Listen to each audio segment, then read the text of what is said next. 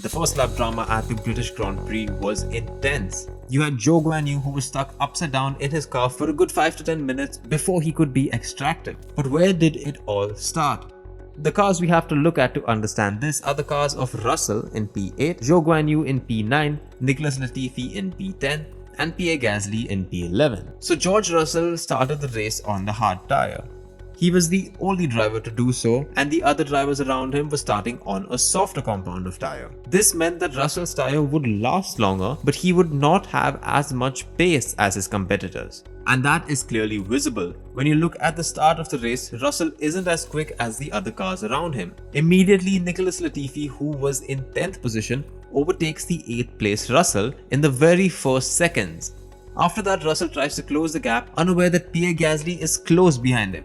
So Russell makes contact with Gasly and then he makes contact with the wheel of Zhou Guanyu.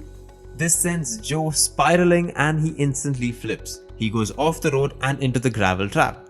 Now gravel traps are there to allow runaway cars to come to a complete stop. But since his car isn't the right way up, stopping his car is near impossible. The car flips a couple of more times before finally hitting the catch fence and coming to a stop, still upside down. Once this happened, the race was immediately red flagged and people began to take stock of the situation. One such driver who showed brilliant response was probably the man who started the whole pileup, George Russell. The British driver could have carried on to the pits and he could have his car repaired in time for the restart. It was his home race after all.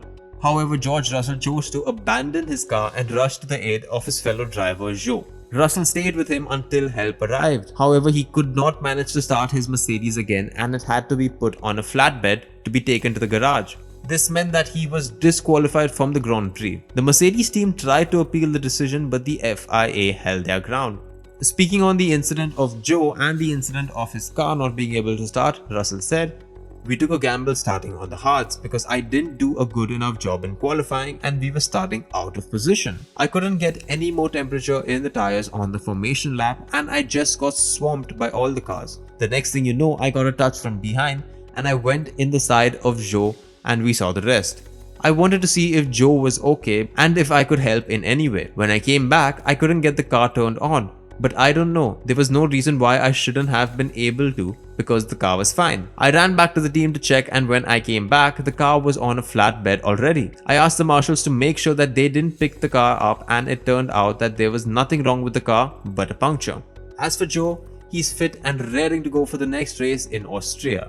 "It was a big crash and I'm glad I'm okay. The marshals and the medical team at the track were fantastic with their quick response and I also owe my thanks to the FIA and Formula 1 for all the work they have done and they keep doing to improve the safety of our cars. The halo saved me today."